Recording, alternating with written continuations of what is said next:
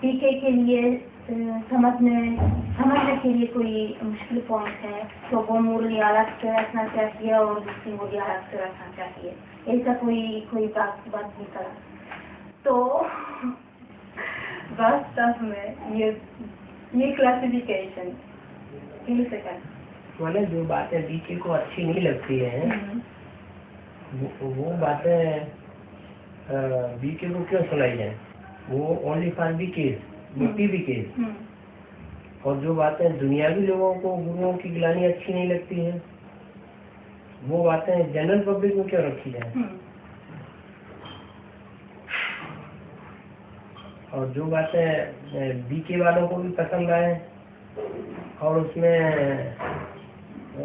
मोटा मोटा क्लैरिफिकेशन हो एडवांस का भी, और उसमें बीके की मुरली के प्रूफ भी दिए हुए हों, तो वो तो बीके के लिए ही होनी चाहिए ओनली फॉर बीके। अगर उनमें ब्रह्मा बाबा के बारे में कोई शक्तिशाली कौन है,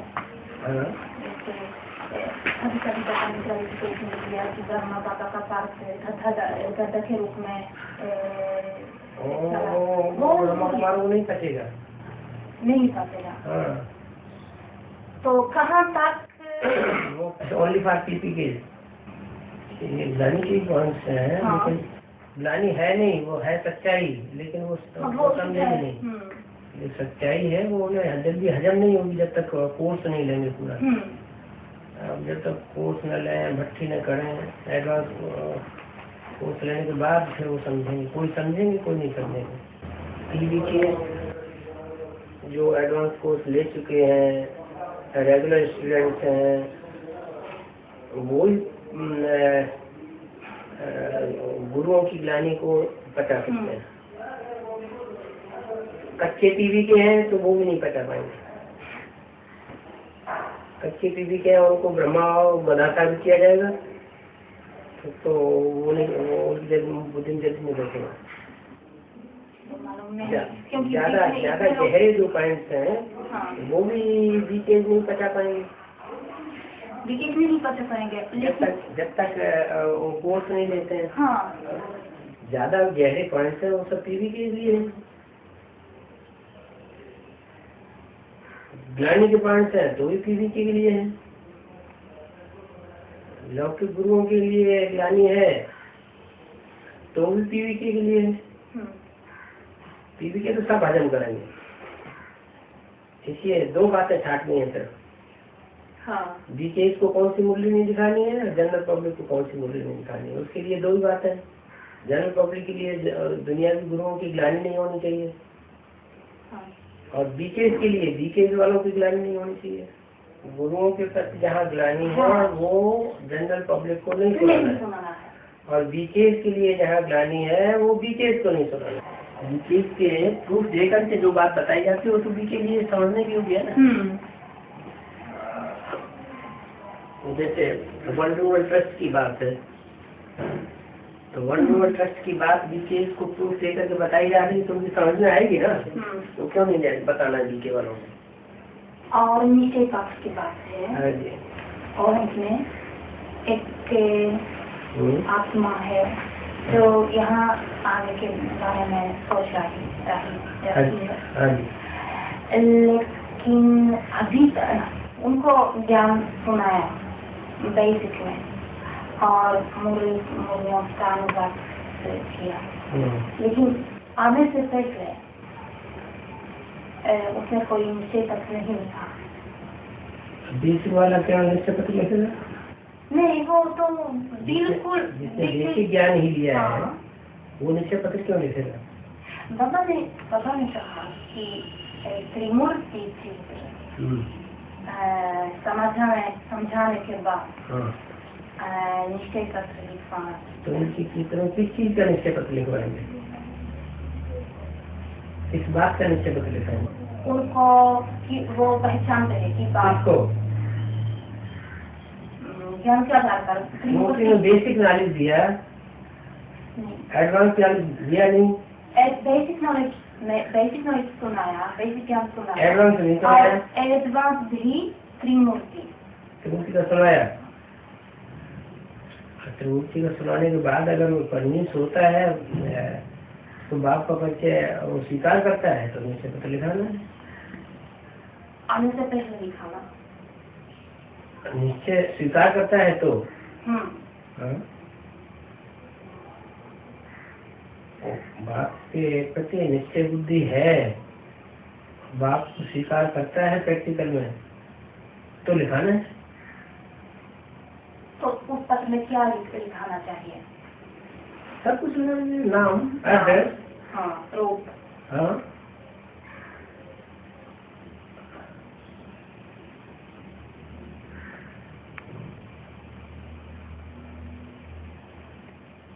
त्रिमूर्ति का चित्र समझाने के बाद लिखाना चाहिए।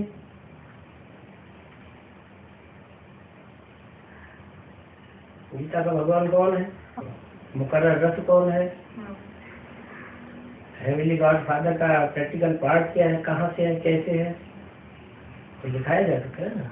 तो आपने अपने तरीके से जो भी लिखेंगे, लिखने वाले के लिखत से समझना है तो वो कहाँ तक निश्चय बुद्धि होकर के लिख रहा है। तो मतलब है कि अपने आप से लिख सकते हैं। लिखने निश्चय है तो नाम पता लिखेगा, निश्चय नहीं है तो नाम और एड्रेस क्यों लिखेगा। अभी कुछ नहीं लिखा, हो सकता है कि आएगी जहाँ, लेकिन बिना लिखे पात्र आएगी, अगर आएगी, क्योंकि अभी तो कोई नहीं वहाँ तो पात्र लिखाने के लिए। नहीं, जो यहाँ आने के लिए पैसा खर्च करेगा, टाइम खर्च करेगा, कुछ न कुछ तो निश्चय है उसको समझने के रास्ते पर तो है कम से कम। यहाँ तक आ जाएगा बीके वाला तो बच्चे के टाइम पर निश्चय बुद्धि हो जाएगा। बीके से कोई संबंध नहीं है, बिल्कुल नहीं। लेकिन बीके ज्ञान ले तो लिया ना, बीके से नहीं, कोई से भी लिया, बीके का ज्ञान दिया। आप बीके नहीं थे, आप बीके भी है पहले, अभी बाद में पीबीके भी है। आपने बीके की बातें उनको सुनाई, बीके की सुनाने के बाद पीबीके का ज्ञान भी सुना दिया त्रिमूर्ति का, तो बुद्धि में उनको बैठा हुआ है, तभी तो वो खर्च करेगा पैसा, दौड़ के आएगा। बीके वालों में दौड़ के आते हैं, वो तो कॉम्पिटेंस के आधार पर आते हैं, यहाँ तो कॉम्पिटेंस की बात नहीं है, यहाँ तो पूरा परिचय मिलता है तो उनको कशिश होती है, आकर्षण होता है। Shankar means that Krishna enters in the chariot. So there is a relationship of father and son. Does it mean that, could it be that we also, the children we are going to have in Golden Age, they also enter us because we've got county accounts with them? Can you repeat it? There is a relationship with Shankar relationship, okay. There is a relationship of father and son, and Krishna. Between whom and whom? In Shankar, Krishna and Ram. Okay. And so Krishna is going to be the son of Ram, and at the moment there is a learning process. He's learning through the chariot. Can it happen that it's the same for us? In what way? That we have the soul entering us because we've got specific karmic relationship. Okay. हाँ बाबा, इनका ये पूछना है, जैसे शंकर के तन में कृष्ण का सोल प्रवेश किया है, और जैसे बाप और बच्चे का पार्ट चल रहा है, मतलब कार्मिक अकाउंट है, मतलब हिसाब किताब है, तो ऐसे ही हम में भी हो सकता है क्या कि जो सतयुग में जो आने वाले हैं वो हमारे तन में प्रवेश करके अपना वो हिसाब किताब पूरा कर रहे हैं? Baba is telling they will be doing their part. That is, they will be finishing off the karmic accounts through entering you. So it is. It is. यहाँ बुद्धि के पेट में प्रवेश करेंगे, वहाँ स्थूल पेट में प्रवेश करेंगे।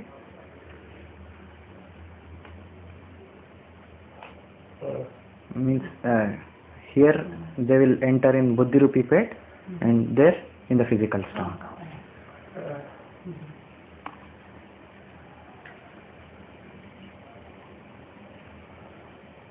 So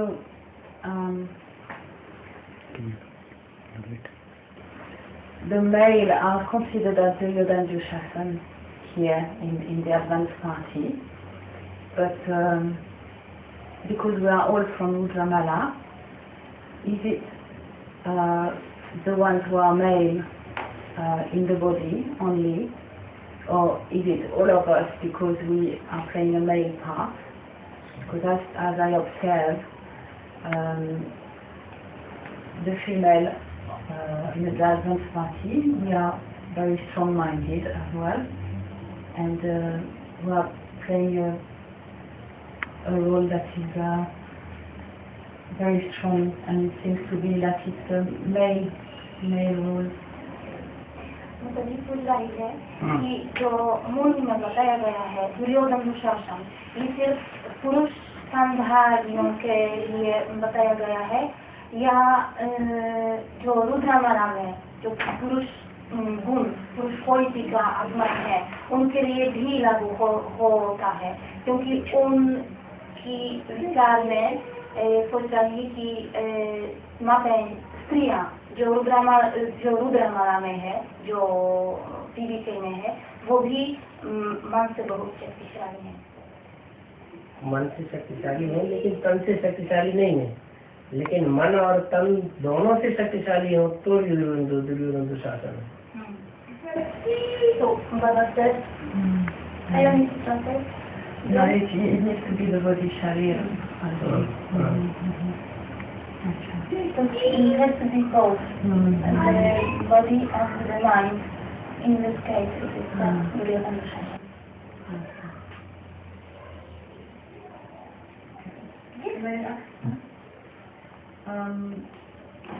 So the male is Duryodhana Dushasana, but when Adam and Eve, when they fall from paradise, it's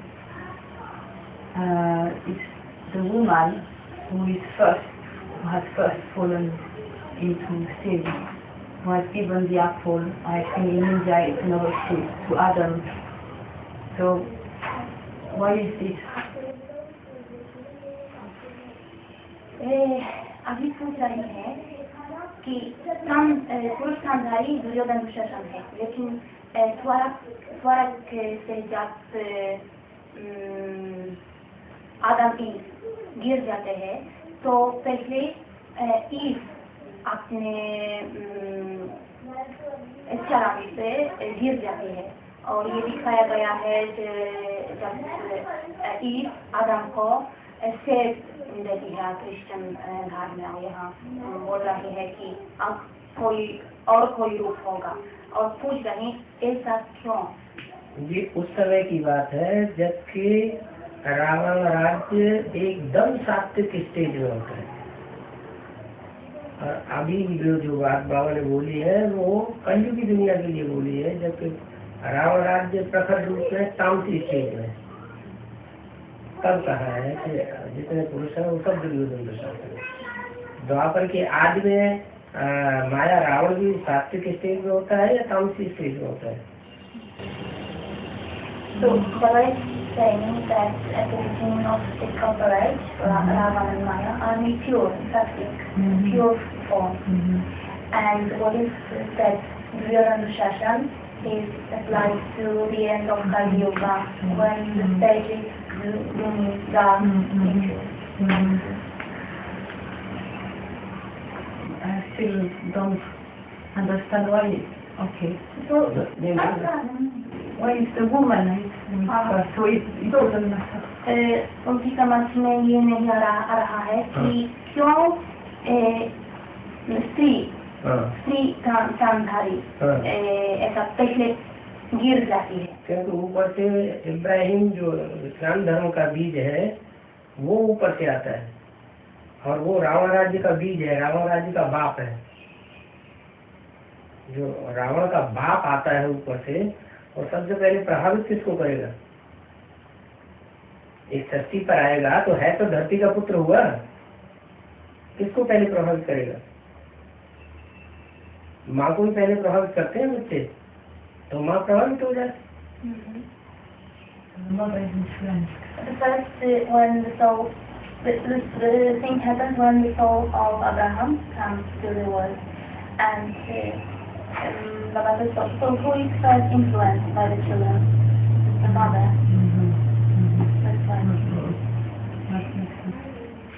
In decay time, I have received a lot of love from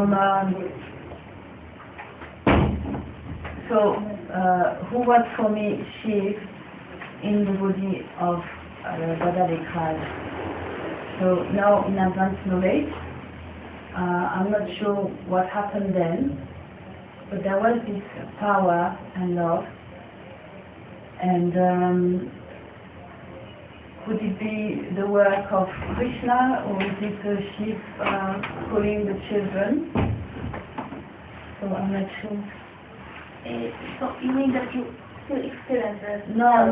That's yes, okay, time. But I did receive lots of power. You did not now. But I'm not thinking about that right now. All right. Yeah. जब माता जी DK में थी, जब DK में थे तो प्यार का अनुभव होता था, और अभी ऐसा नहीं है। तो पूछ रही है कि क्यों, क्या कारण है? क्योंकि अभी ब्रह्मा बाबा के बारे में कुछ बिल्कुल नहीं सोच रही थी, बिल्कुल नहीं सोचती। और उस समय दादा लेखराज का जो है उस शिव के अंदर उस संबंधित थी। तो इसके बारे में पूछ रही कि ये क्या है, ये शिव का पाठ है या कृष्ण का पाठ है? कृष्ण की आत्मा कलयुग के अंत में जब आखिरी जन्म में तामसी स्टेज में होती है, तब शिव उसमें प्रवेश करता है। जो प्रवेश करके सहन शक्ति का पार्ट बजाता है या प्यार का पार्ट बजाता है, वो शिव बजाता है या कृष्ण बजाता है? Baba is asking, saying and asking that when the Lekraj is in his last the soul of Krishna is in his last birth, 84, and is in the dark, impure form, then the Shiva enters in and plays the role. So Baba is asking, so who is playing the part? Is it Shiva or is it the Lekraj? It's Krishna. So he enters, Shiva enters and plays the part of tolerance, of endurance and giving love. So it's a very question at the end to think, who is it? What Baba is telling is the power which you experience is because of him entering him and giving that tolerance, the love, motherly love and all those. Krishna entering Supreme Soul entering the Dada Lekraj. That is why you experience the power. Oh, so it is okay. कौन बजाता है? Who plays the part of that mother? Because I experience दादा Lekhraj tolerance का part बजाते हैं, या शिव की soul Krishna में प्रवेश करके टॉलरेंस का पार्ट बजाती है? Does Krishna plays the part or Shiv? Does the Shiv plays the part? Or is it Krishna? When Dada Lekraj is alive playing his part, according to me, is Shiv that plays the part of tolerance. जब तक ब्रह्मा बाबा जीवित है, तब तक उनके लिए ये शिव उनके तन में प्रवेश करके ये पार्ट बजाता था। Or it's according to the children what they see. So I those who see the point in the body, we won't see the same as those who see the body. Once again. One who see the point in the body won't experience the same as those who see just the body. Will it? Is it a question? No, it's what I say. So, So one those who see sheep in the body will not experience the same as those who see just Dadali Crash. तो माता जी ये सोच रही है कि जो शिव बिंदु को देखते हैं उनका अनुभव अलग होगा और जो शरीर को देखते हैं उनका अनुभव अलग होगा। टोटल कष्ट के द्वारा जो पाठ चलाया गया उसमें कोई ने आज तक ये तो कहते हुए सुना नहीं गया कि कृष्ण बाबा ने हमको प्यार नहीं दिया। कोई ऐसा एक भी उदाहरण नहीं है जिसमें कोई ने ऐसा कहा हो संसर्ग संपर्क में आने वाले ने कि बाबा ने हमको प्यार नहीं दिया या बाबा ने हमारी बात को सही नहीं किया। Baba says that totally it is not even one person, doesn't exist such a person who said that she didn't experience love from the Dalekaj. So it is to your question whether they were looking at the point or at the body.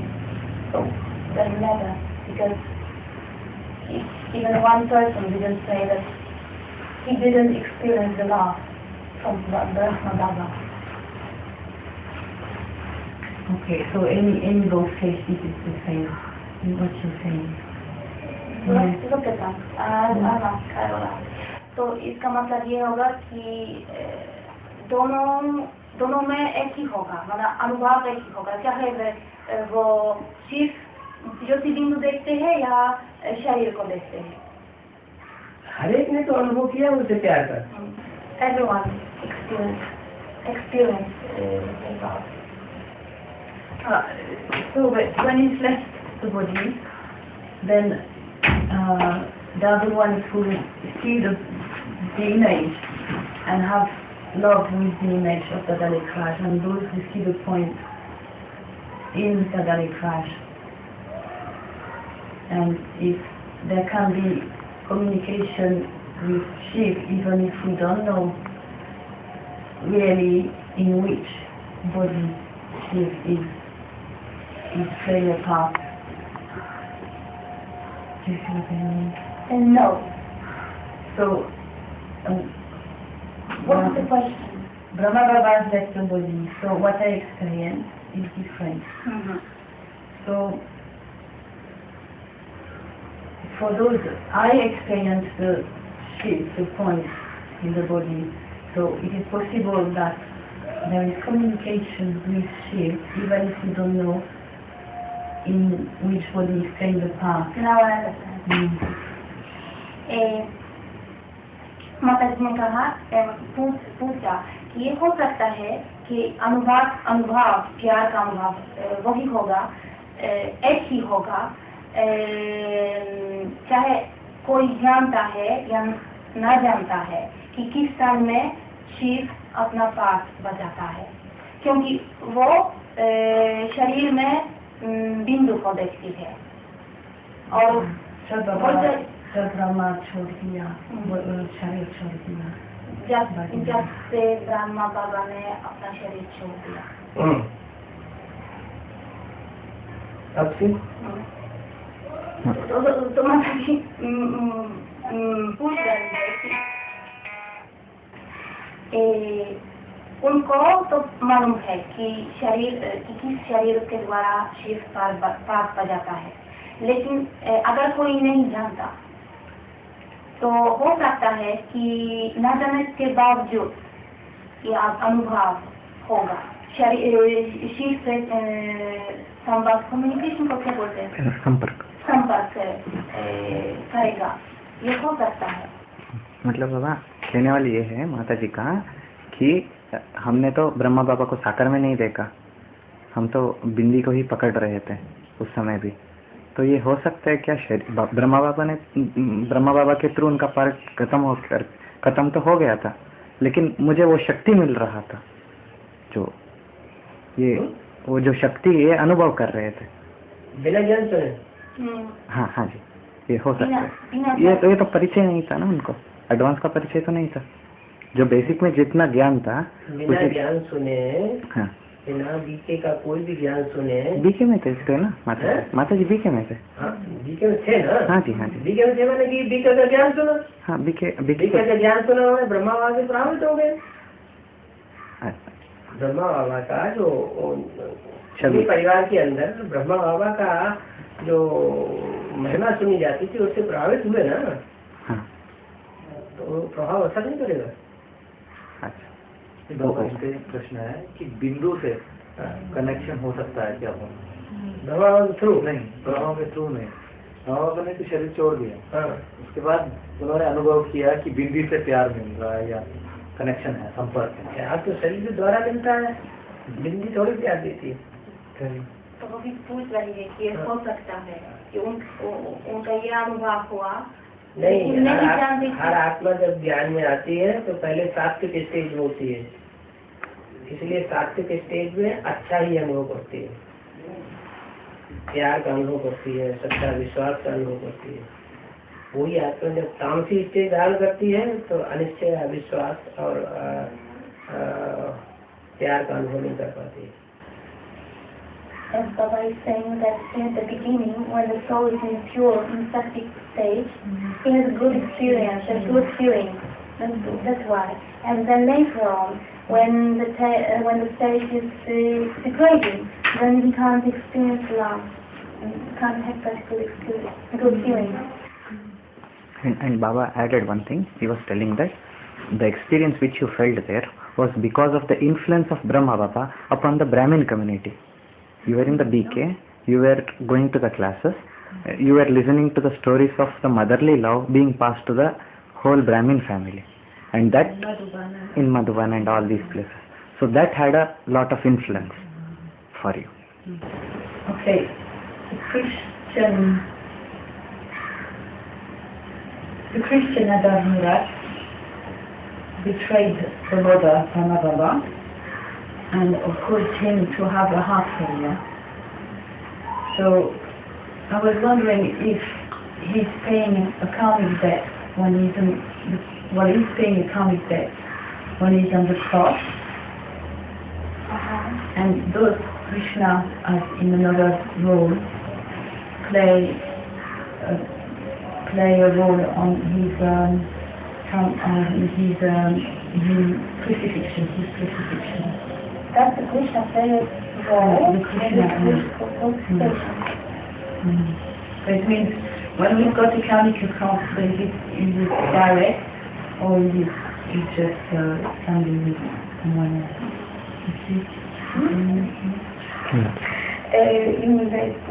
Christian Adharmut betrayed the Brahma Baba, huh? Yeah, when ठीक है। अब ये बात है कि कृष्ण अधर्मुक्त आत्मा ने ब्रह्मा बाबा को धोखा दिया और पूछ रही है कि जब जीसस को क्रॉस पर चढ़ाया, हाँ, तो ये कोई हिसाब किताब की बात है और कि कृष्णा और इस क्रूसिफिकेशन को क्या बोलते हैं? क्रॉस पे चढ़ाना। क्रॉस पर चढ़ाने में कोई पार्ट बच जाता है। मतलब बाबा कहने की बात यह है, यहाँ तो आदर मूर्त आत्मा ने तो ब्रह्मा बाबा को धोखा दिया, जो क्रिश्चियन धर्म का आदर मूर्त आत्मा है। जब कृष्ण को क्रॉस पे, जब क्राइस्ट को क्रॉस पे चढ़ाया जाता है तो उसमें क्रॉस पे चढ़ाने में कोई कृष्ण वाली आत्मा का कोई हाथ होगी या नहीं होगी? हिसाब किताब यहाँ बन गया ना।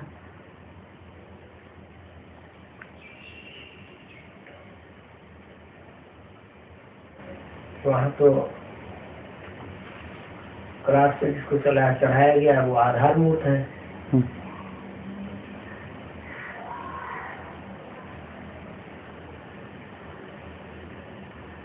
और आधारभूत आत्मा जो है उसको दुख अनुभव हो रहा है क्रॉस का। ठीक है। जो आत्मा प्रवेश है उसको तो कोई दुख अनुभव नहीं हो रहा है। ठीक है। लेकिन उसने जो पार्ट बजाया उसके द्वारा, हाँ, जो कौन ऊपर वाले हैं। ऊपर वाली आत्मा ने, उससे पब्लिक विरोधी बन गई। तो सहन किसको करना पड़ा? तो आधार मूर्त को। आधार मूर्त को सहन करना पड़ा। तो ठीक है, मतलब माता जी का प्रश्न है वही आधार मूर्त ने यहाँ संगम युग में धोखा दिया ना? आधार मूर्त ने यहाँ धोखा दिया तो वही दुख भोगेगा वहाँ पे। वहाँ तो कोई हिसाब किताब ही नहीं था ना। हाँ, कहाँ आधार मूर्त का मतलब है ही नहीं। वो तो यहाँ आगे चल कर अगले जन्म में हिसाब किताब बनता है बाद में। हो सकता है इस जन्म का भी हिसाब किताब बन गया हो, इसी जन्म का। ब्रह्मा बाबा ने तो उसे तैयारी दिया है सारा जीवन, बस उनको परमिशन और दे दी कि तुम गंधर्व विवाह कर लो, छूट और दे दी। उसका खमाजा उसने ये दिया प्रतिफल।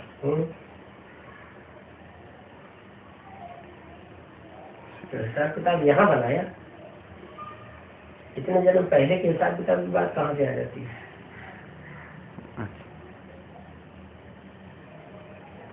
तो इसका मतलब यहाँ बनाया तो यहाँ तो अभी दरबार का पास बजाएगा ना। But that there is no karmic account valid over there. And but I was saying that it is the soul of Christ who enters and prays to God, and the public becomes oppose him.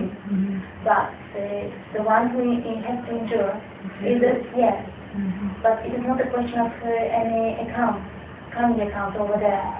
That was done here, whatever karmic account were made here in the conference age, they have to be settled down here, and they will be because the part of Dharma. And one thing Baba added was that the karmic account will surface later on. It will not be at the very beginning. At the very beginning of the Christ, there was no karmic account. All the karmic accounts of the Sangam Yug will surface later on. And maybe it will be settled here itself in the Sangam Yug. Yeah. And also Baba said that he was giving love, a lot of love to... Yeah, Brahma Baba throughout his life, he passed love and only love. But for that, and moreover, he even gave him, a bit of freedom to do Gandharva Vivaha, marriage. And for the result, he repaid in this way. He caused the heart attack of Brahma Baba. Baba gave him so much of freedom, and he repaid it back by giving him heart attack.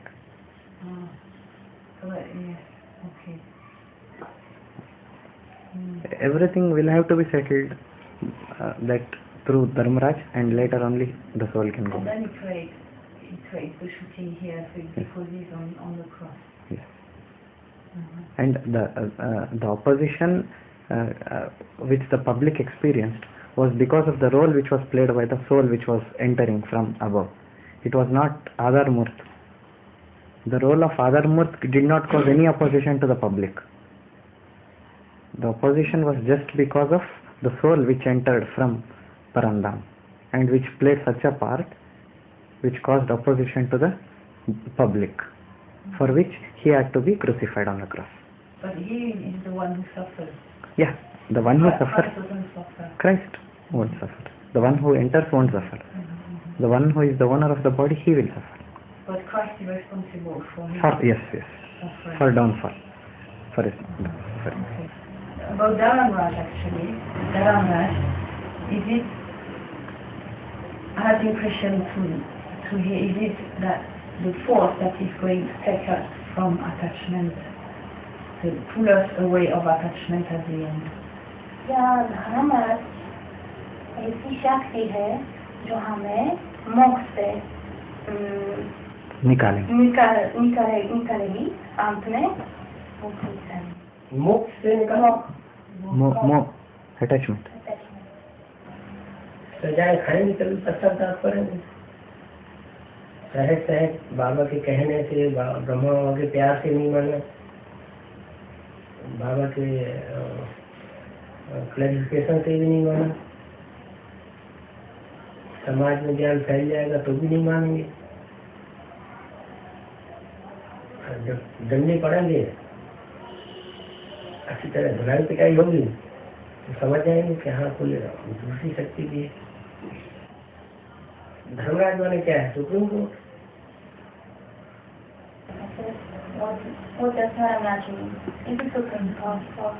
When souls experience punishment, they regret. They didn't accept, they didn't believe because of the love which they received. They didn't accept because of listening to the clarification. Even they don't believe when the knowledge spread in the society, the what else? The punishment. That doesn't clarify exactly what I asked. But the first part is yes. To the question, that is yes. And something else. And then yes. So, but we all have to face Dharamraj. क्या हम सभी को धर्मराज से मिलना पड़ेगा, सामना करना पड़ेगा। Except the eight.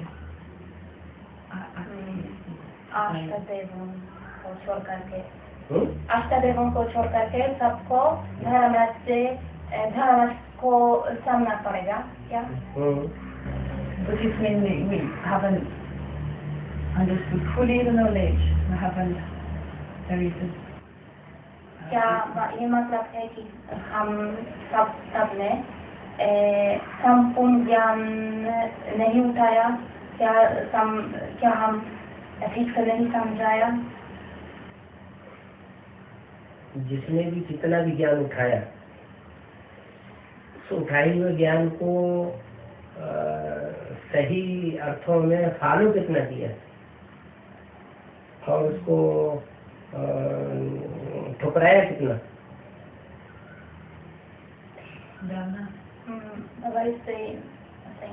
Alright, as much, it depends on how much one takes the knowledge,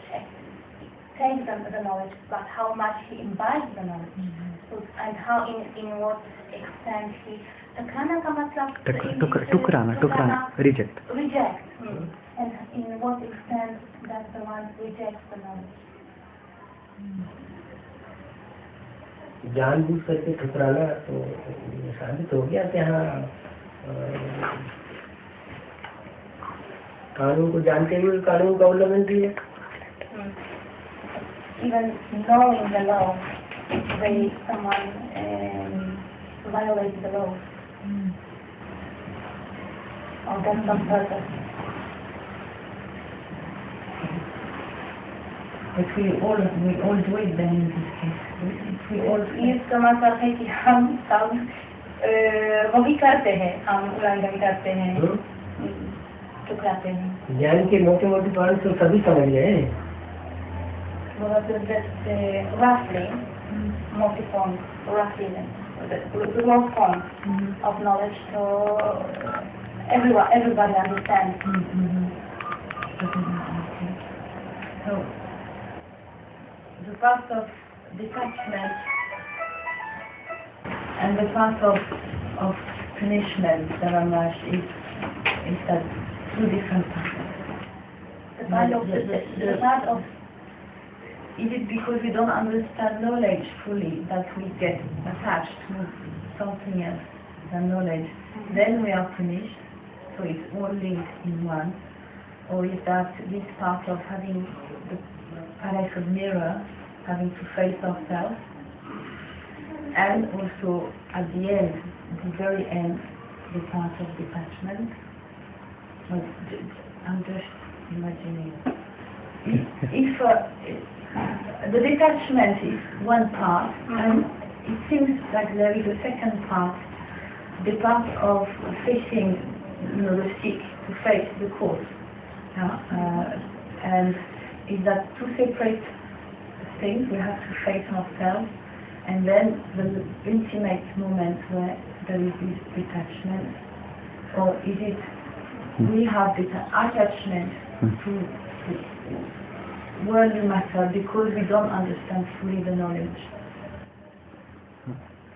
बाबा इनका ये पूछना है, वैराग्य जो है वो अलग चीज़ है और जो दंडा काना है वो अलग चीज़ है।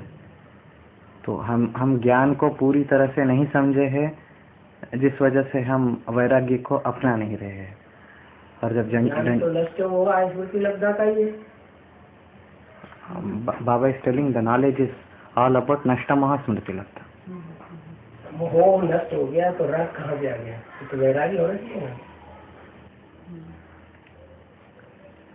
When the attachment is gone, there will be no liking. Rag.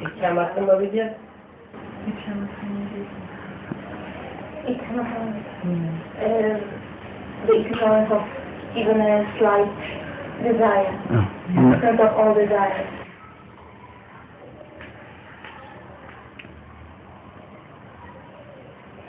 I saw in Vartarak discussion, Baba said that if there is a thought that doesn't match the merely Baba's thought, then it's another soul entering. It's not our thought, it's the thought of another soul entering. So I have difficulties to understand that. It seems like we've got sanskar from birth before GBK, and we've got to resolve it. It's there and it doesn't match. It doesn't match. It doesn't match the Narayan level. Or it does, but we have to resolve. We are cleaning ourselves, yeah? So obviously negative thoughts come. So these thoughts are ours. How can they be another soul? Another soul?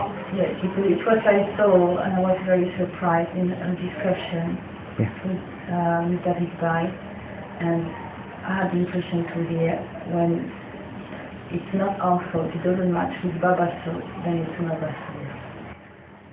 Means you say that all the negative thoughts is because of the soul which is entering. Yeah. बाबा इनको ये clarify होना है, क्योंकि कोई discussion में ये समझ बैठे हैं उसको सुन करके कि जो व्यर्थ संकल्प चल रहा है, नेगेटिव संकल्प चल रहा है, कि हमारे वजह से नहीं, जो आत्माएं प्रवेश करती है ना उनके कारण। तो ये बात सही है क्या? हो सकता है, कहीं कहीं ये भी हो सकता है, लेकिन हर जगह तो नहीं हो सकता। It can be in not all the cases, maybe in some cases. Okay. Yeah. Okay. You can say that you had the karmic accounts, that is why the soul entered. So it doubles. Okay. So in 76, establishment takes place of golden age for one soul, Ram. So what is left for Ram to become Narayan? Is it Lakshmi to become Narayan? What work is being processed is Lakshmi to become? Lakshmi to become Narayan. To become Narayan as a couple. Okay? Narayan is with Lakshmi. Okay. So not on his own. So because it's already golden age, as we say, 76 for one person. One pair. One pair. Yeah. One pair, no? Lakshmi Narayan is a pair. Okay, so it's for one pair. So it's where I wasn't sure, because I thought that she didn't recognize fully. So it's just surely it's one. So is it a question? It's for one or whether it is for two? So now the question is, that is another question you've put now, but Yeah. the question is, now Ram is in golden age, so what is left? For him. Is the work is done. The work is पूछा done. कि 76 में राम की soul के लिए सतयुग की स्थापना हो गई हुई, तो उस आत्मा के लिए और करने के लिए क्या रहा?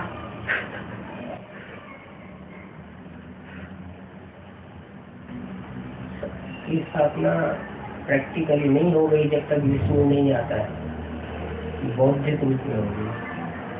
It happens in the intellectual form. It doesn't happen in practical form until Vishnu comes. But that's not dependent on Ram.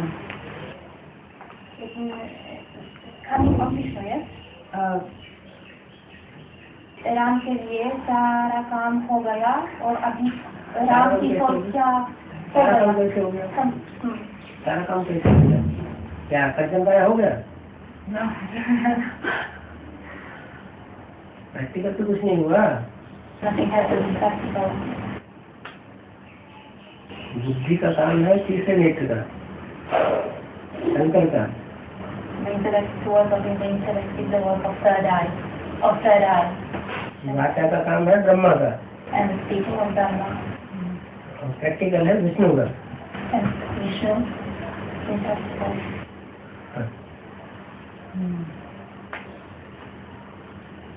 अभी भी कुछ प्रैक्टिकल हुआ है क्या?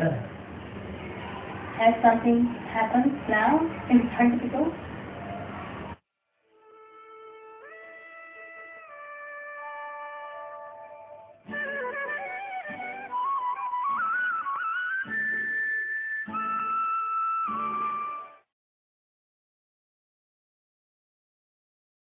इन लोग के चित्र आपने शंकर को ऊपर क्यों बैठा दिया? सिर्फ शंकर को मिला के एक क्यों कर दिया? शंकर का नाम शिव के साथ शंकर का नाम ही क्यों जोड़ा गया? ये दो प्रश्न जरूर डाल दिया हर पक्ष। शिव शंकर को दोनों को मिला के भक्ति मार्ग में इकट्ठा क्यों कर दिया गया?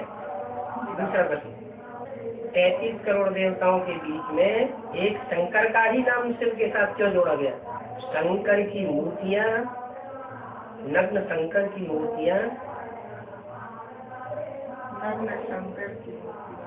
संसार में सबसे जाती तादाद में क्यों पाई जाती है? और किसी देवता की इतनी मूर्तियां नहीं मिलती हैं, इसमें शंकर की मूर्तियां मिलती हैं।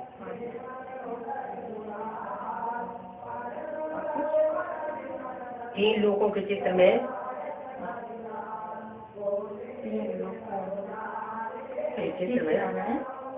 शंकर को सबसे ऊपर क्यों दिखाया गया?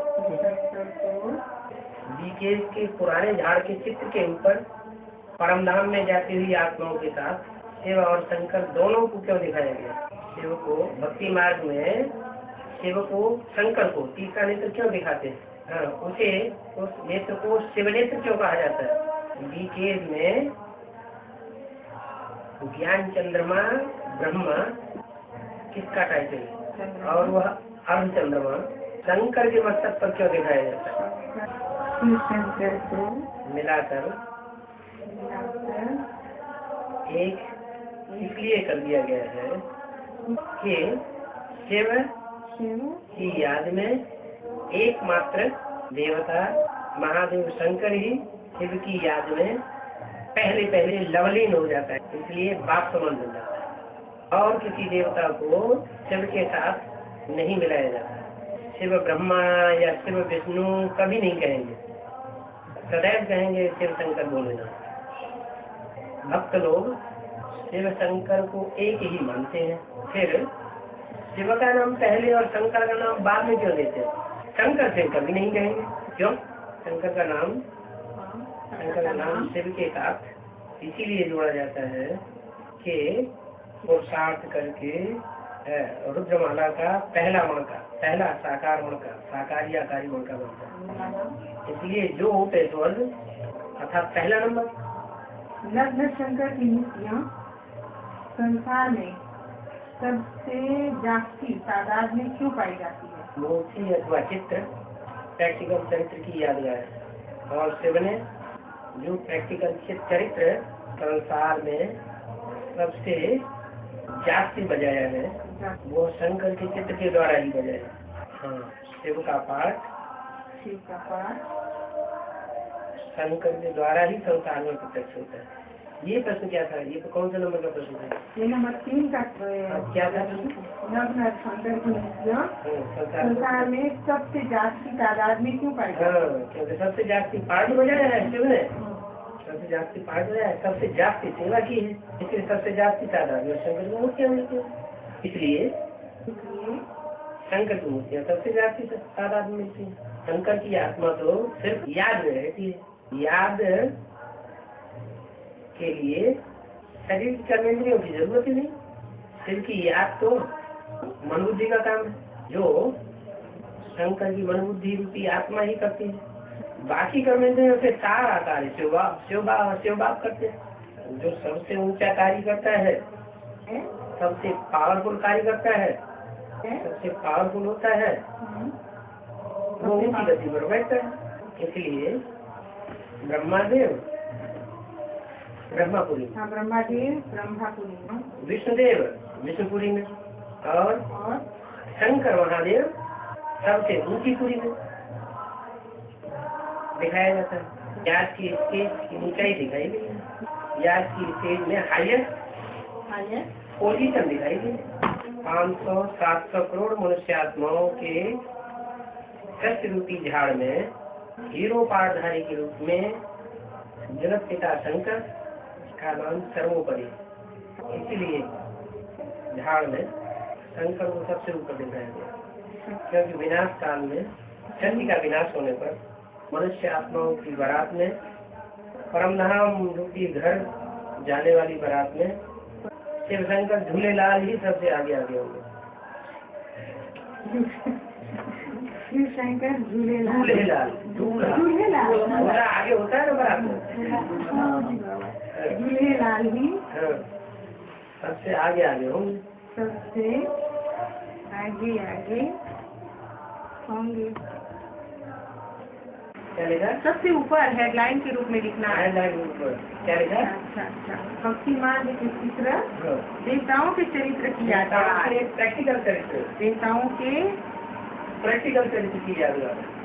भक्ति मार्ग में शंकर को तीसरा नेत्र क्यों दिखाते हैं? ब्रह्मा या विष्णु को क्यों नहीं दिखाते? भक्ति मार्ग में शंकर की भ्रुकुटी में तीसरा नेत्र इसीलिए दिखाते हैं कि ज्ञान स्वरूप शिव शंकर की भक्ति रूपी तख्त पर मुकर्रर रूप से विराजमान रहते हैं। इसलिए शंकर को भक्ति मार्ग में अविनाशी देवता अमरनाथ माना जाता है, जिसकी कभी मृत्यु नहीं होती। मुरली में भी इसीलिए बोला है, इस धरती पर सदा कायम कोई चीज है नहीं, सदा कायम तो एक शिव बाबा ही है। ब्रह्मा का तो शरीर छूट जाता है, इसलिए मुरली और शास्त्रों में बोला है ब्रह्मा की आयु मृत्युलोक में खराब होती है, और बोला है कि यह ब्रह्मा मेरा टेम्परेरी है, इसलिए ब्रह्मा का शरीर छूट जाता है। ज्ञान सागर शिव का तीसरा नेत्र न ब्रह्मा को दिखाते हैं न विष्णु को दिखाते हैं, क्योंकि शिव की बोली हुई क्रियाओं का वही अर्थ न ब्रह्मा की बुद्धि में बैठता है न विष्णु की बुद्धि में बैठता है।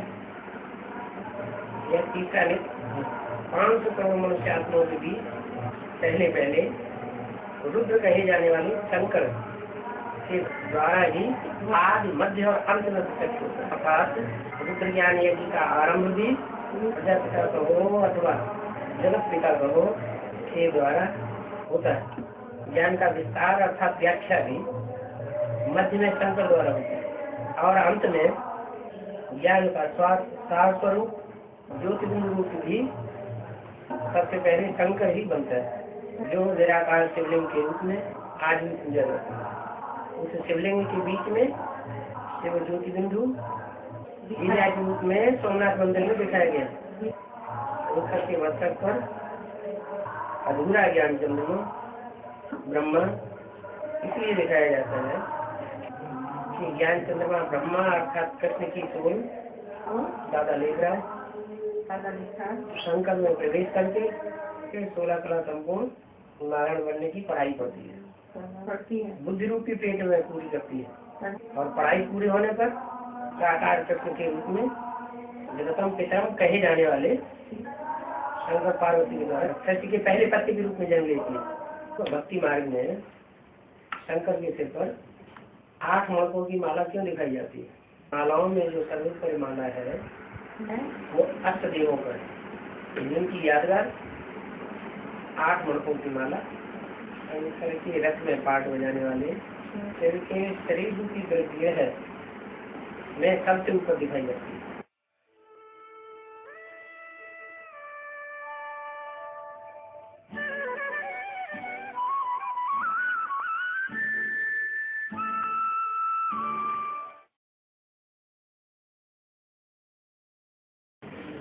एक होता है ज्ञान गर्भ में रह करके सुनना, तो अहंकार बैठा हुआ है कि हमने सुना और किसी ने नहीं सुना, वो अहंकार ही ले डूबता है। इस बात का इस बात का अहंकार के संपूर्ण ज्ञान नहीं लिया, चक्रव्यूह में घुसना सीख लिया, लेकिन चक्रव्यूह भेदन करके बाहर आना नहीं सीख पाया। चक्रव्यूह कौन सा हो? ये दुनिया चक्रव्यूह ही तो है। ये जो ज्ञान है वो भी चक्रव्यूह है। बार बार बाप को पहचानना, बार बार बाप को भूलना, भूल करके दूसरों को पकड़ना, ये सब क्या है? ये चक्कर ही तो है। अमरनाथ में पहला कहा है कि शिवलिंग पहला बर्फ का बनता था। हाँ जी, हाँ जी। अभी नहीं बनता है क्योंकि गर्मी ज्यादा होती जाती है ना, तो गर्मी की वजह से वो पिघलता जाता है। बाबा ने मुरली में बोला है कि बाबा गया था अमरनाथ पर, वहाँ अमरनाथ की गुफा में जाकर के सवेरे ही सवेरे देखा एक ब्राह्मण बच्चा शिवलिंग बर्फ का बनाए देता था आदि में। हाँ जी। और अंत में पहले भी बनाता था, अभी भी वो दिल्ली से बर्फ जाती है, मतलब बाहर से लानी पड़ती है बाबा। हाँ जी। ओरिजिनल बर्फ नहीं है, ओरिजिनल बर्फ का वहाँ कोई बर्फ नहीं आती है ऊपर से। जो रजनी बन रही है अभी पहले भी नहीं बर्फ का लिंग बनता था, वो बनाता था ना, वो ब्राह्मण बच्चा बनाता था। वो संगम युग की यादगार बताई कि कोई ब्राह्मण बच्चा है, वो अमृत वेले बैठ करके शिवलिंग बना देता था, ठंडा ठंडा, इंद्रिया पूरी शीतल। अभी बोल रहा गर्मी की वजह से पिघलता है। वो बोलते हैं, बोलने वाले उनको पंडे पुजारियों को तो पैसा कमाना है, कुछ भी बोलेंगे। तो वेद में आपका क्या है जो पिघलता है गर्मी की वजह से? हाँ, बाबा ने अभी कहा कि निराकार स्टेज 76 के बाद जब गर्मी आती है विकारों की तो पिघलता है, तो पिघलने के बाद और जब योग की गर्मी आती है तो इंद्रियां शीतल होती है। हिसाब किताब तो बनता है। ब्राह्मण बच्चे की बात बताई। संघ में आने वालों को हिसाब किताब तो बनता है। कौन से संघ में हुए आने वाले? संघ में हाँ, पिघलता है। हाँ, तो उसके संघ में जो गर्मी करते हैं तो पिघलने का हिसाब किताब तो बनता होगा ना बाबा? जो संघ का रंग लगता है तो पिघलता है। तो बाबा ने बोला हर इसमें कल्याण है, जो कल्याणकारी है ना, तो हाँ। पिघलने से भी कल्याण और बनने से भी कल्याण। ये बात नहीं है। अगर हमेशा पिघलता ही रहेगा तो सत्युग बनता रहेगा क्या? हमेशा नहीं, जब गर्मी होती है, जब वो पिघलता है, पिघलने के बाद जब पिघलता है तो जो आत्माएं संघ में आती है तो उनका कल्याण करेंगे ना। संगम में आती है, कल्याण कहेंगे, लेकिन एक ऐसी स्टेज भी आएगी कि वो सुरक्षित हो जाएगा, और जब सुरक्षित हो जाएगा तो किसी को छूने भी नहीं देंगे। लेकिन जब पिघलता है तब की बात क्या है? वो पिघलता है तब की वो मन के पिघलने की बात है ना, वो कोई लिंग पिघलने की बात थोड़ी ही है। मन की संकल्प मन को पिघलने की बात है। जैसे बाप कहते हैं, बाप विदेशी बन करके आए हैं, अगर स्वदेशी बन करके आते तो पिघलते ही नहीं। तो मर्यादा पुरुषोत्तम राम बन करके रहते।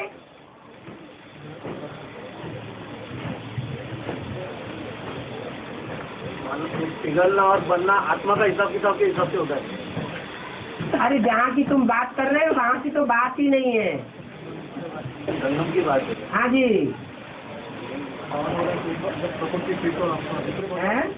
जब प्रकृति विकसित हो जाएगी तो तुम बच्चे आटा बन जाएंगे। हाँ जी हाँ जी। और बाबा आत्मा की सात्विक स्टेज जब होती है उस समय बुद्धि जो है सत्य की ओर रहती है, अर्थात राम वाली आत्मा की। और जब आत्मा की स्टेज तामसिक में आ जाती है तो बुद्धि झूठ की ओर हो जाती है, अर्थात कृष्ण की ओर बढ़ती है। तो बाबा क्या इसका यादगार बताया जो सीढ़ी के चित्र में जो गणेश जी और हनुमान जी का बनाया है उसमें पुजारी जो है वो गणेश जी का पूजा कर रहा है, हालांकि हनुमान की तरफ देख भी नहीं रहा। हनुमान की पुजारी हनुमान की पूजा कर रहे हैं। हाँ तो बाबा तामसिक जब स्टेज बनती है वो गणेश की बात क्यों उठाते हैं? हनुमान की पूजा नहीं कर रहे हैं। वहाँ पर बताया ना, हनुमान का मूर्ति बताया लेकिन कोई पुजारी नहीं बताया। हाँ भले पुजारी नहीं बनाए लेकिन वो हनुमान की पुजारी होते तो है। होते हैं लेकिन हाँ। तामसिक स्टेज आ जाती है, जैसे कलयुग का तामसिक स्टेज माने हनुमान के पुजारियों की तामसिक स्टेज नहीं होती है। होती है, लेकिन हाँ। अनिश्चय का चक्कर उस समय ज्यादा होता है ना, हाँ तो उस समय उनकी बुद्धि झूठ की तरफ ही ज्यादा जाती है ना, आ जाएगी ना। तो इसीलिए गणेश जी तो का पूजा हनुमान जी नहीं है, हनुमान जी के पुजारी नहीं है। है होते हैं। हाँ लेकिन उस समय बुद्धि गणेश की ओर जाएगी ना बाबा। हनुमान के पुजारी होगी। हाँ झूठ की तरफ तो बढ़ेगी ना, हनुमान के पुजारियों की गणेश की तरफ बुद्धि जाएगी। तामसिकता जब आएगी। बताओ ये हनुमान के पुजारियों की जो हनुमान की पुजारी है उनकी बुद्धि गणेश की तरफ जाती है क्या? नहीं जाती बाबा, जब तामसिकता आती है तो ऊंचा खास करते फालतू की। बाबा राम से कृष्ण की तरफ, चाहे राम के पुजारी हो चाहे कृष्ण के पुजारी हो, चाहे गणेश के पुजारी हो चाहे हनुमान के पुजारी हो, सब तमो प्रधान बनते हैं। लेकिन राम के भक्त रहीम के बंदे हैं सब आंखों के अंधे। फिर वहाँ पर एक भी पुजारी क्यों नहीं दिखाया बाबा? कहाँ? हनुमान पहली सीढ़ी के चित्र। हनुमान के लिए हनुमान की सीढ़ी के चित्र में पुजारी इसलिए नहीं दिखाए कि जो राम के पुजारी है वो फिर भी राम की शरण में आ जाएंगे, वो पुजारी पना उनका छूट जाएगा। क्या जब राम को पहचानेंगे वो राम के नजदीक ही रहते हैं। कहाँ? द्वापर कलयुग में। नहीं समझ में आया? हाँ सर बाबा उसी में बताया कि गणेश जी सिर के पीछे जो वलय बताया हाँ रोशनी का, वो हनुमान को नहीं बताया। हाँ हनुमान ज्यादा नीचे गिरता है ना, ज्यादा तामसिकता को धारण करता है। और जो पुरुष का पार्ट बजाने वाली आत्मा है और जो माता का पार्ट बजाने वाली आत्मा है उनमें ज्यादा नीचे गिरना किसका होता है?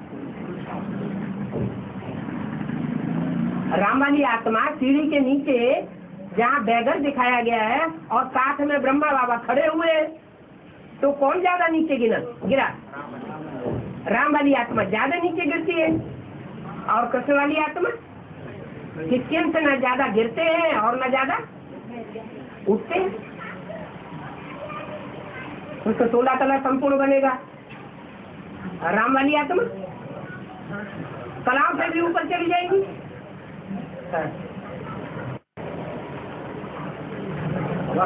आज मुरली में नास्तिक लोगों की बात आई। हाँ जी। जो संगम में स्वर्ग होगा तभी क्रिश्चियन धर्म और इस्लाम धर्म के लोग होते हैं। इनके शास्त्रों में स्वर्ग की बात आती है। हाँ मुसलमानों वाले उस टाइम क्यों नहीं होते? क्यों नहीं होंगे? जब राम की राजगद्दी होती है तो लक्ष्मण वाली आत्मा नहीं होती है क्या? तो उनके शास्त्र में आया नहीं कहा स्वर्ग का? शास्त्र में वो चित्र कैसे बना दिया राजगद्दी का राम का? बौद्धियों के शास्त्र में नहीं, बौद्धियों में कहा है। वो दास दासी बने हुए दिखाए कैसे गए हैं तीनों भाई? संपत में इसका उल्लेख है। संपत शास्त्र में संपत कौन से धर्म का था? वो तो नास्तिक है। जो नास्तिक है वो इन बातों को क्यों मानेंगे? वो आत्मा को नहीं मानते, परमात्मा को नहीं मानते, स्वर्ग नरक को नहीं मानते।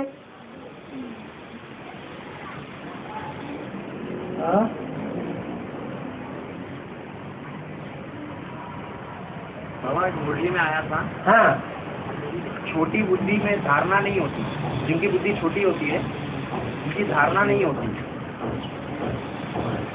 हाँ, तो बाबा इस कृष्ण वाली आत्मा को कैसे लागू होता है? छोटी बुद्धि में धारणा नहीं होती। जिनकी बुद्धि छोटी होती है, हाँ, मैंने बच्चा बुद्धि। हाँ, उनकी धारणा नहीं होती। हाँ, ये कैसे बाबा? ब्रह्मा बाबा जब समझेगा ही नहीं तो धारणा कैसे करेगा? लेकिन धारणाओं का राजा से टाइटल कैसे मिला? तो धारणा का राजा इसलिए कि उन्होंने जितना मोटा मोटा समझा उतना धारण किया, पूरा समझा भी नहीं तो पूरा धारण भी नहीं किया। अब जितना समझ रही है कृष्ण की आत्मा उतना धारण कर रही है। जो बीज रूपी स्टेज वाले बच्चे हैं वो ज्यादा धारण कर रहे हैं, उनकी ज्ञान की धारणा सीखी है। वो आत्माएं पूरा धारण नहीं कर पाती, इसलिए जाके सतयुग में जन्म लेती।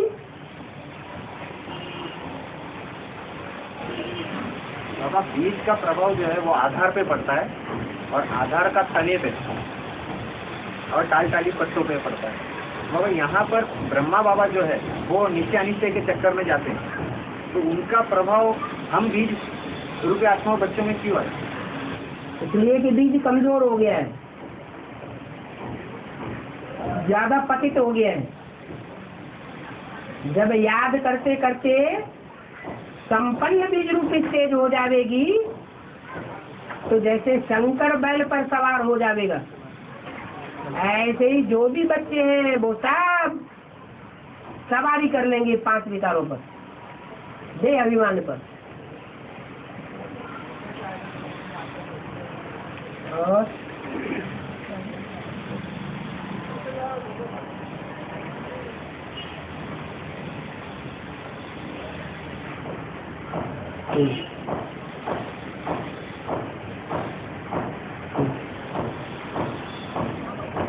बाबा ने कहा कि बौद्ध धर्म से सिख निकलते हैं, बौद्ध धर्म से सिख निकलते, सिख धर्म। हाँ, जैसे इस्लाम धर्म का सहयोगी धर्म मुस्लिम धर्म है और क्रिश्चियंस का सहयोगी धर्म ये रशियंस वगैरह। ऐसे ही बौद्धियों के भी 2 रूप हो गए, हीनयान और महायान। तो जो संन्यास धर्म निकला है वो बौद्धियों से ही निकला है। और नास्तिक भी भगवान का भी बौद्ध। हाँ जी, नास्तिक भी बौद्धि है, हीनयान। बाबा मोहम्मद गजनवी ने 17 बार सोमनाथ का मंदिर लूटा था। हाँ जी, तो 17 बार सवारी किया, सवारी एक बार भी भारतवासी विजय नहीं हुए, 17 बार हार खाई। हाँ, और इसलिए वो मंदिर गुजरात में है। इसका एक कारण शायद मिलिट्री में गुजराती लोग कम है। और बंगाली लोग मिलिट्री में क्यों नहीं है? हाँ?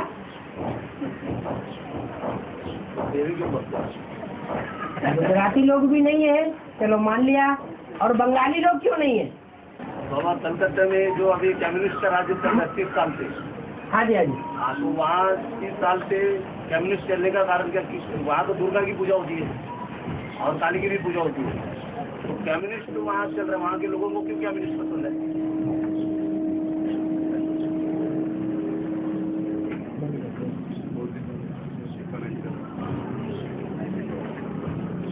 जो बौद्ध धर्म है वो कौन सी दिशा का धर्म है? पूर्वी दिशा का धर्म है। और जो कम्युनिज्म है वो कौन से धर्म विशेष से कनेक्टेड है?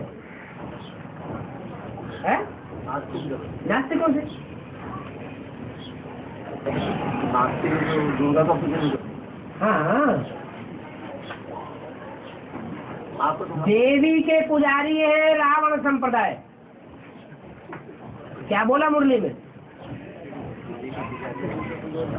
क्यों बोला?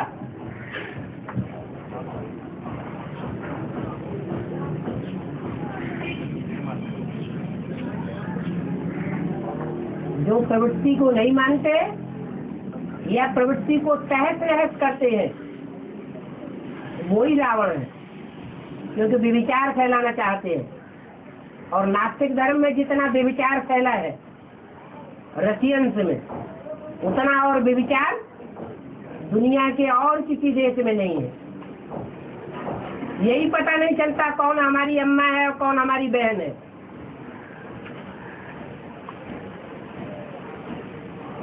और वहाँ तो गवर्नमेंट को सरेंडर किया जाता है ना, जो कब्जा होता है हाँ वो गवर्नमेंट को दिया जाता है। ठीक है, हाँ गवर्नमेंट उसकी परवरिश करती है। बच्चा पैदा हुआ वो जाकर के नर्सिंग होम में, जो सरकारी नर्सिंग होम में, वहाँ पलता है। माँ बाप अपना धंधा करते हैं। बड़ा हो जाता है तो हॉस्टल में डाल दिया जाता है, और बड़ा हो जाता है ट्रेनिंग स्कूल में डाल दिया जाता है, और बड़ा हो गया नौकरी धंधे में लग गया। अब उसको क्या पता हमारी अम्मा कौन है? कहीं संपर्क हो गया तो अंजाम क्या होता है? तो घर से कनेक्शन देता नहीं होगा? हैं? बच्चों का घर से कनेक्शन देता ही नहीं? नहीं, घर होता ही नहीं, वो घर गृहस्थ को मानते ही नहीं। ये तो माँ बाप का घर तो है ना, हैं? माँ पिता का घर तो है ना। जहाँ ये पूरी व्यवस्था नहीं है सरकारी, वहाँ है जहाँ छोटे छोटे गाँव है।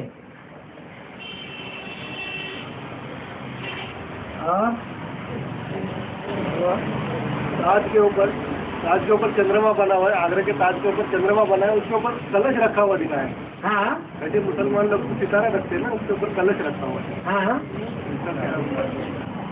जो सितारा है, चंद्रमा के ऊपर जो सितारा है, वो सितारा कौन है? जगदम्बा। और ज्ञान का कलश किसके ऊपर रखा जाता है? हाँ? अरे सितारे के ऊपर ही तो कलश रखा गया है। बाबा चांद के ऊपर कलश रखा है, उस सितारे की जगह कलश दिखा दिया है। वो तो मुसलमान लोग इसको कैसे मान लेते हैं? वहाँ तो वो लोग गुलामा चंद्र पढ़ते। अरे मुसलमान भगवान के ज्ञान से बाहर है क्या? अधूरा ज्ञान उठाया है, पूरा ज्ञान नहीं उठाया। और